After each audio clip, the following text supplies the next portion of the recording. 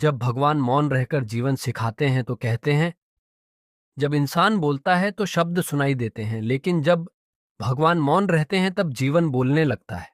ये कहानी है एक ऐसे समय की जब मनुष्य टूट जाता है, प्रश्नों से घिर जाता है और भगवान उत्तर नहीं देते, बल्कि इंसान को उत्तर बनने का साहस देते हैं। भाग एक। टूटता हुआ मनुष्य। कुरुक्षेत्र का युद्ध समाप्त हो चुका था। पृथ्वी शांत थी, लेकिन मनुष्य का मन अशांत। एक साधारण युवक था। उसका नाम था आर्य। उसने जीवन में सब कुछ खो दिया था, परिवार, सम्मान और सबसे बड़ा, अपने भीतर का विश्वास। वह हर दिन यही प्रश्न करता, अगर भगवान होते हैं तो मेरी पुकार क्यों नहीं सुनते। वह मंदिर गया, घंटियां बजाईं, आंखों से आंसू बहाए, लेकिन उत्तर नहीं मिला। धीरे धीरे उसके मन में एक ही बात बैठ गई, भगवान चुप हैं। भाग दो। मौन में छिपा उत्तर। एक दिन थक कर वह वन में चला गया। वहां एक वृक्ष के नीचे एक शांत, मुस्कुराता हुआ योगी बैठा था। आर्य ने क्रोध में पूछा, अगर भगवान दयालु हैं तो मुझे इतना क्यों तोड़ा। योगी ने आंखें खोली और केवल इतना कहा, क्या तुमने कभी श्री कृष्ण को शिकायत करते सुना है। आर्य चौंक गया। योगी बोले, कृष्ण ने जन्म जेल में लिया, बचपन में झर मिला, अपनों से दूर रहे, युद्ध देखा, मृत्यु देखी, फिर भी उन्होंने कभी पूछा, मेरे साथ ही क्यों। भाग तीन। श्री कृष्ण का जीवन। मौन की शिक्षा। योगी ने कहना शुरू किया, श्री कृष्ण का जन्म अंधेरी कालकोठरी में हुआ। न कोई उत्सव, न कोई रोशनी, केवल भय। लेकिन उसी अंधेरे में एक मुस्कान जन्मी। क्यों? क्योंकि कृष्ण जानते थे, अंधकार ही प्रकाश का पहला चरण होता है। भाग चार। कर्म का रहस्य। योगी बोले, कृष्ण ने अर्जुन से कहा था, कर्म करो, फल की चिंता मत करो।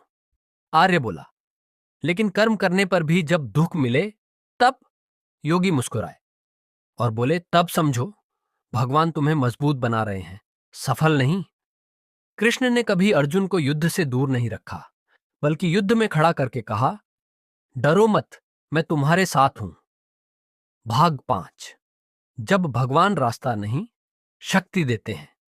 आर्य ने कहा, मैं चाहता था भगवान मेरी समस्या दूर कर दें।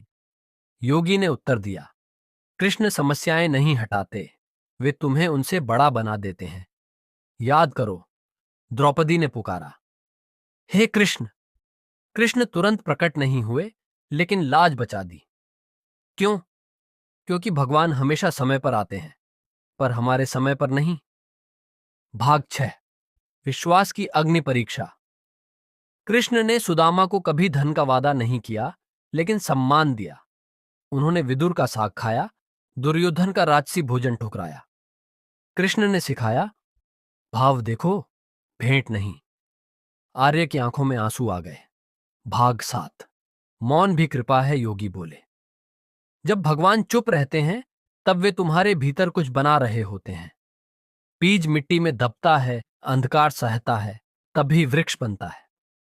अगर बीज बोल पाता तो कहता, मुझे बाहर निकालो, लेकिन भगवान जानते हैं कब क्या देना है। भाग आठ। आर्य का परिवर्तन। आर्य ने सिर झुका लिया।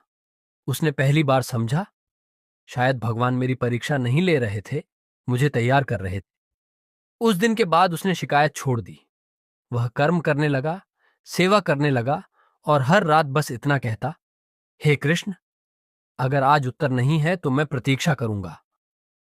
भाग नौ। उत्तर अपने आप मिला। समय बीता। आर्य का जीवन बदला। दुख पूरी तरह नहीं गए, लेकिन अब वे उसे तोड़ते नहीं थे। एक दिन वही योगी फिर मिले। आर्य ने कहा, अब समझ आया, भगवान चुप नहीं थे, मैं सुनने लायक नहीं था। योगी मुस्कुराए और बोले, अब तुम श्री कृष्ण की भाषा समझ गए हो। भाग 10। श्री कृष्ण का अंतिम संदेश। कृष्ण कहते हैं, मैं तुम्हें कभी अकेला नहीं छोड़ता, बस कभी कभी मौन में साथ चलता हूं। जो टूटता है वही बनता है, जो सहता है वही समझता है। अगर आज आपके जीवन में अंधेरा है तो समझ लीजिए, कृष्ण पास है। अगर उत्तर नहीं मिल रहे तो समझ लीजिए आप तैयार हो रहे हैं, क्योंकि श्री कृष्ण कभी देर नहीं करते। वे बस आपको उस स्तर तक ले जाते हैं जहां आप उनके उत्तर संभाल सको। मित्रों, आज के लिए इतना ही। अगर आपको कहानी अच्छी लगी हो तो चैनल को सब्सक्राइब जरूर करें। राधे राधे।